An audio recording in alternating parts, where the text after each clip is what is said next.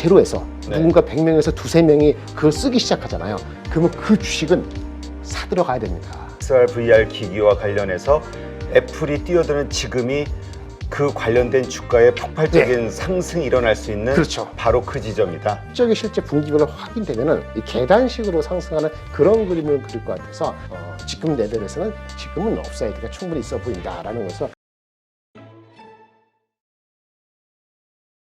자, 오늘 우리 봐야 될 네. 주요 내용들이 뭐가 있을까요? 네, 어떤 기술이 새로운 기술이 제로에서 10%, 30%, 50% 이렇게 확산되는 그래프를 그려놓은 거거든요. 네.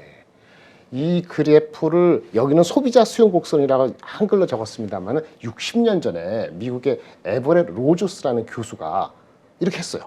근데 지금도 맞고 있어요. 이걸 전기차하고 대입해서 제가 말씀을 드릴게요. 네. 보세요. 어떤 기술이 들어왔을 때 처음에는 저는 여기 얼리 어답터라든지 뭐 혁신적인 사람 아닙니다. 근데 누구든지 간에 한 100명 정도에서 한 두세 명 정도는요, 남이 안 봐도 이거 나 한번 트라이 해볼래 이런 사람들이 있어요. 그런 사람들이 바로 새로운 기술 혁신을 받아들여주는 사람이죠. 이런 사람들을 흔히 얘기했을 때 혁신 수용자라고 해서 2.5%가 해당됩니다. 오늘 기억하실 건 다른 건 필요 없고 2.5%하고 13.5% 이 숫자만 기억하시면 돼요. 제로에서 네. 누군가 100명에서 두세 명이 그걸 쓰기 시작하잖아요. 그러면 그 주식은 사들어 가야 됩니다. 그 다음에 한 3년 사이에 주가가 엄청 오르는 거죠. 그래서 흔히 혁신가가 언제 발동하느냐 2.5%, 이 숫자를 반드시 기억하셔야 됩니다. 그럼 말씀드릴게요. 우리가 이제 테슬라 전기차 어저께 기사 나온 거 보니까 전 세계의 자동차 중에서 전기차 비중이 이제 작년에 10%가 넘었어요. 10%. 그러니까 10%라는 거 기억하시고, 전기차가 처음에 나왔고 의미 있게 됐으려고 할 때 1.8%가 되는 시점이 2019년이었어요. 네. 18년인가 19년인가 그랬어요. 그리고 20년, 21년 사이에 3%, 6% 이렇게 올랐거든요. 그리고 작년에 10% 된 거예요. 주가는 언제 갔을까요? 우리 그 테슬라 주가가 2019년 코로나 있기 전에 있잖아요. 그 당시에 20불 정도밖에 안 갔습니다. 10불 초반까지 갔어요. 2019년까지. 그 당시가 이 아까 그 전기차의 그 페니트레이션 그 채용률이 1.8%밖에 안 됐어요. 네. 그러다가 20년에 코로나와 함께 확 올라갔죠. 그랬을 때도 아직 3%밖에 안 올라가다가 21년도에 한 6% 넘게 올라가면서 붐 했고, 이렇게 2.몇 %에서 1%, 2%에서 한 6% 올라가는 시점 언제죠? 혁신 수용자 2.5%를 지나서 우리 흔히 쉽게 얘기하는 얼리 어답터라는 사람, 이 구간을 넘어가는 시점이 바로 21년이었거든요. 그래서 테슬라는 2%에서 한 10% 넘어가는 이 시점, 21년도에 드디어 주가가 20불에서 20배 오른 400불 이상을 칩니다. 네. 예. 그리고 언제부터 빠졌죠? 작년 초부터 빠졌잖아요. 작년 초에는 이미 혁신 수용자를 지나서 얼리 어답터 레벨의 중간 정도 간다고 생각했을 때 시장은 이렇게 가는데 우리 주식 입장에서는 그때는 조심해야 되는 거예요. 그래서 사실은 테슬라가 만들 때 엄청 적장하고 뭐 악의가 많고 했을 때는 관점은 이 기술이 소비자한테 어쨌든 수용될 수 있는 초기 단계를 벗어날 수 있는가, 2.5에서 13.5로 넘어가는가, 요거를 보셨다면은 주식은 사실 베팅할 수 있는 거거든요. 근데 이미 10% 넘어가는 지금 시점에서는 여러 가지 아규먼트가 나오죠. 아규먼트가 뭐겠죠? 누구나 다 하니까 얼리 어답터 레벨에서 이 정도 가면 지금 한 전 세계 10%니까 2.5에서 7.5. 그러니까 초기 수용자 얼리 어답터의 반 정도는 이제 전기차를 사는 거거든요. 그러면 이 시점에서는 누구나 다 하는 거예요. 전 세계 뭐 GM, 포드 뭐 할 것 없이 누구나 전기차 하겠다 그러고 소니도 하겠다 그러고 베트남에 있는 공장도 하겠다 그러고 난리 법석 그렇지 않습니까? 그럴 때는 이미 이 시장을 아는 거죠. 이렇게 갈 거를. 그러면 주식은 다 반영됐어요. 그럼 뭐가 나오냐? 가격 경쟁 나오고, 아니면 어느 제품이 낫냐 그러고, 가성비 나오고, 잡음 나오고, 근데 마침 또 금리까지 올라간다. 그럼 뭐 주가 다 갔지. 그것이 작년도 봄, 여름 지나면서 마침 금리 인상과 함께 아주 절묘하게 나쁜 방향으로 온 거거든요. 그래서 다음번에도 새로운 기술이 나온다. 아까 누가 말씀하시는 것 같은데 잘 보실 필요 있어요. XR 기기하고 막 얘기하잖아요. 이게 대입해야 돼요. XR 기기가 과연 필요한 전체 수요 중에서 얼마, 2%, 10% 어디 와 있는가? 이미 10% 20% 갔으면 주가 끝났고요. 네. 만약에 2% 그러니까 100명 중에서 두세 명이 사들어간다. 누군가 그게 뭐 300만 원이건 100만 원이건 관계없습니다. 뭐 테슬라도 엄청 비쌌잖아요. 네. 가격 관계없어요. 처음에는 얼리 어답터나 여기 이노베이터는 가격 관계없거든요. 시장을 주도하는 거니까 100명에서 두세 명이 사들어간다. 우리보다는 뭐 아프리카가 아니고 미국 쪽이나 사들어가면은 그거는 사시는 게 맞아요. 발을 담그셔야 됩니다. XR도 마찬가지예요. XR이 뭐 1000만 대, 2000만 대 하는데 그거는 어디야가 비교되느냐? 좁게 얘기하면은 그냥 그 가장 하이엔드 스마트폰이 한 12억 개 되는데 그 중에서 하이엔드는 개수로 따지면 한 4억 개 정도, 5억 개 될 거예요. 그럼 곱하기 보세요. 3억 개 정도, 4억 개 되는데 4억 개 곱하기 한 2.5% 해보세요. 어떻게 네. 되는 거죠? 그럼 1000만 대거든요. 그 1000만 대가 올해의 기점이에요. 그래서 1000만 대가 가는데 그래서 애플이 보는 거죠. 아, 애플도 항상 할 때 새로운 제품이 혁신 수용자 2.5%에서 여기 조기 수용자 다음 단계 넘어갈 수 있는 가능성이 있을 때 자기가 자신 있을 때 늦게 들어옵니다.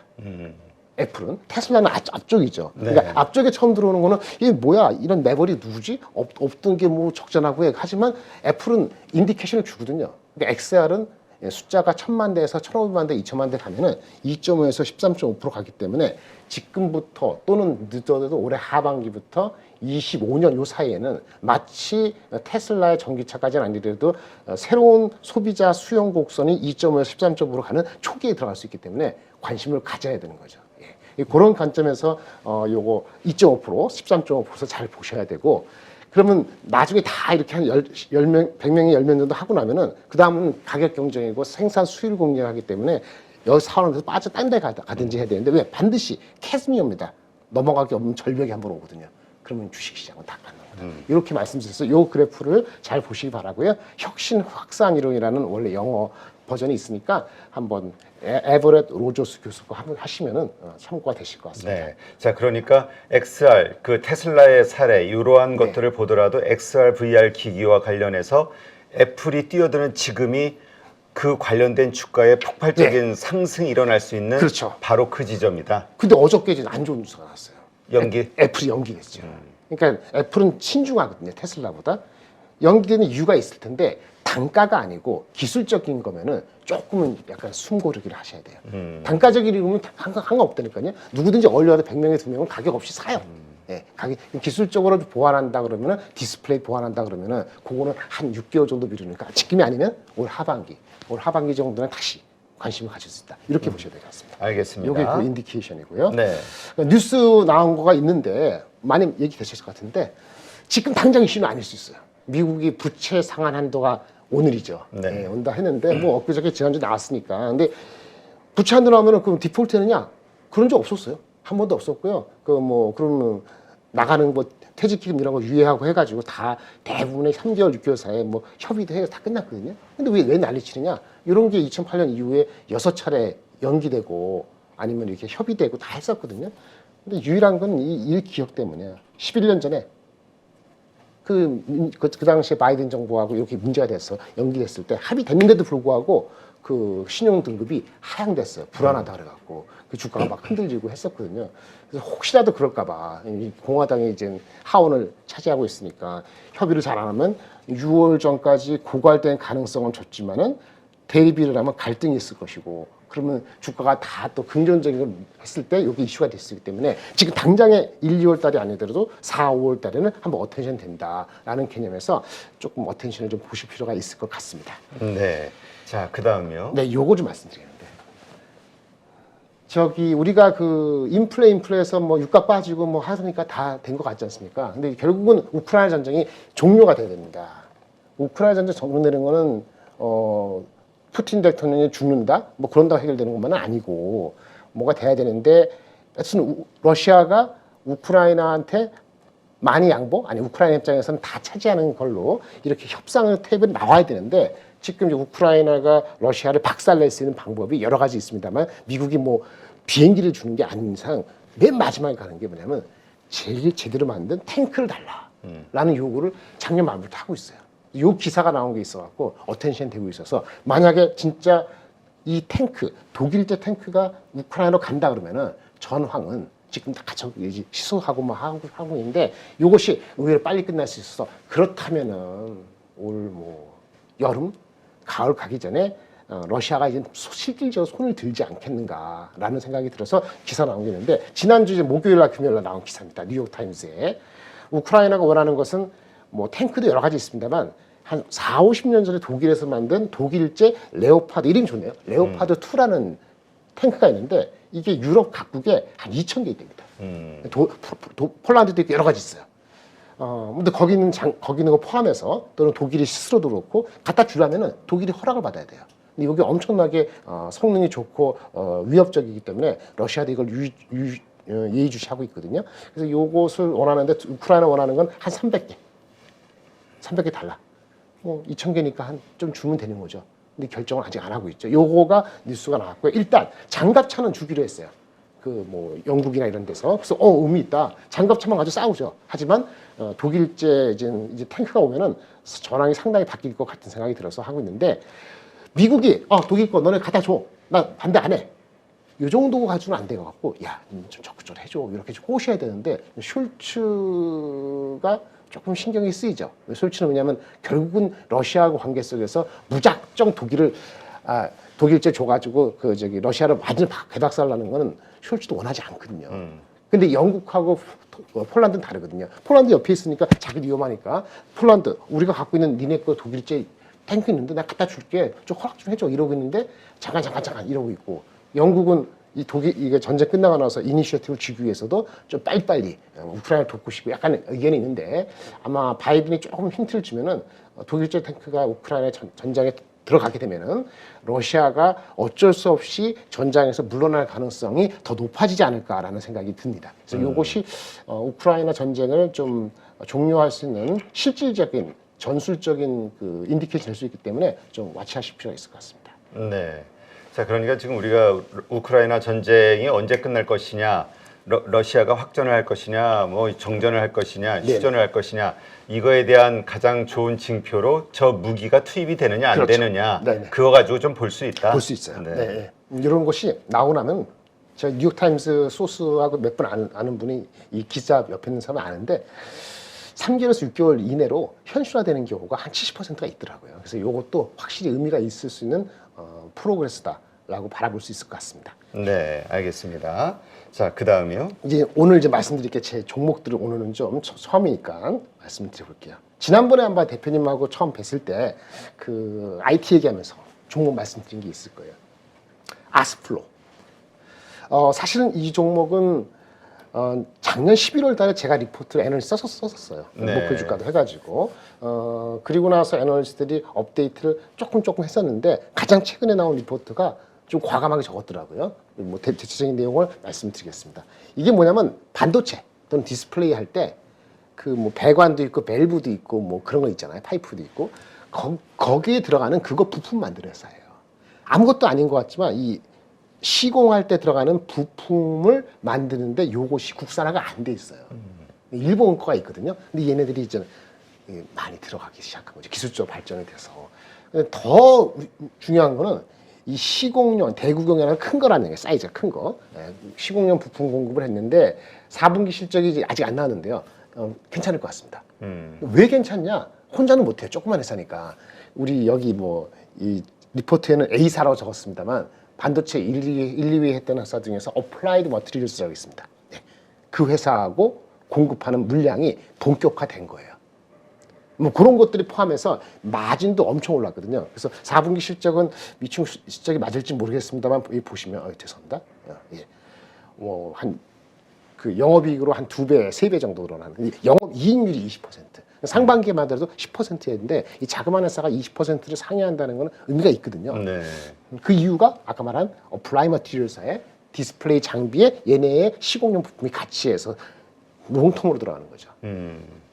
거기다가 그다음에 그 램 리서치라는 또 반도체 장비 회사가 있어요. 미국에. 네. 얘네하고도 3분기부터 들어가기 시작하고 이래저래 해가지고 마진도 좋아지고 매출도 늘어나서 올해도 많이 늘어났습니다만 4분기가 작년에 올해 2분기에는 또 새로운 신제품, 요건 언급 안 했습니다만 요것도 공급이 돼서 무려 올해는 작년보다 22년보다 영업이익률이 거의 2배 정도 늘어난다. 근데 이 리포트가 나왔을 때도 아직까지도 밸류에이션이 PR이 6배 정도 초반밖에 안 됐어요. 그러니까 제가 작년에 리포트 썼을 때만 하더라도 한 5배 레벨인데 지금 조금 올라왔죠. 한 10% 올라왔는데 의미 있는 것 같아서 관심을 가지셔도 될 것 같아요. 리포트는 많이 나온 것 같아서 좀 나와서 알려져 있는데 실적이 실제 분기별로 확인되면은 이 계단식으로 상승하는 그런 그림을 그릴 것 같아서 이 삼성전자 하이닉스가 일반적으로 반도체 투자를 어떻게 한다 이거하고는 실질적으로 거의 무관하게 가지 않을까라는 생각이 들어서 이런 주식은 제가 목표 주가를 말씀은 드리지 않겠습니다만 이런 주식은 그래도 한계가 있기 때문에 10배까지는 못 갈 것 같고 지금 레벨에서는 지금은 업사이드가 충분히 있어 보인다라는 것을 리포트 한번 찾아보시기 바랍니다. 네. 저번에 말씀드린 거고 다른 그 IT 관련되는 분이 많이 말씀하실 텐데 뭐 DDR5, DDR5 많이 얘기하잖아요. 근데 네. 이 리포트가 아까 처음에 얘기한 제가 2.5%, 13.5% 기억나시죠? 네네. 이제 이노베이터가 쓰고 그다음에 얼리 어답터가 쓰고 거기에 딱 들어가는 거예요. 뭐 DDR5 여기는 이 한국투자증권에서 뭐 거들 뿐이라 했는데 거드는 게 아니고 이게 들어와야지 주가가 올라가는 거죠. 거드는 게 아니고 확실히 들어오는 거예요.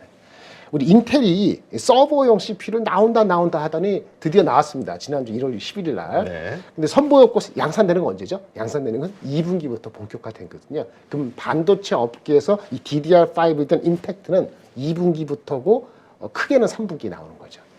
그러면 가격이 올라가고 얘네가 만드는 게 뭐냐면은 반도체 칩을 만들면은 나중에 테스트할 때 소켓에 꽂아야 되거든요.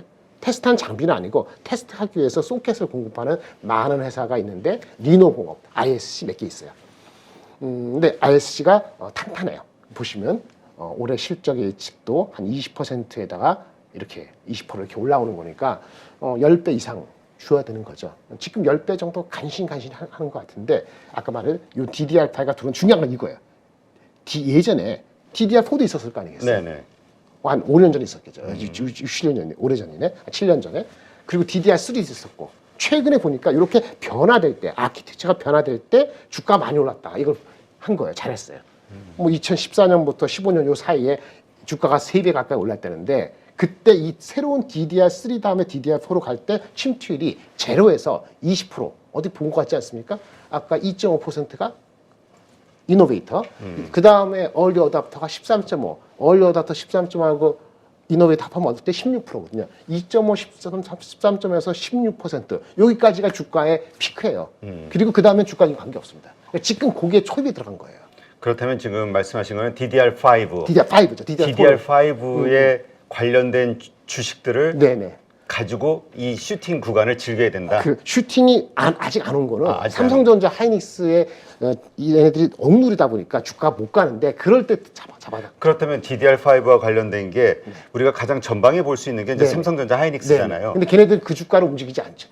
얘네는 그대로고 그 밑에 단에서 DDR5 관련 기들. 예. DDR5 관련되는 것 중에서 아까 말한 것처럼 칩을 만드는데 칩을 많이 써야 되잖아요. 근데 생산을 많이 늘리지 않으니까 문제인데 DDR4 대신 5로 하면 가격이 바뀌고 침투율이 올라가니까 얘네들은 펀더멘털이 좋아지거든요. 그래서 이런 테스트 소켓 하는 제가 리노공업, TSC인가 TSC, ISC인데 ISC가 가장 안정적이에요.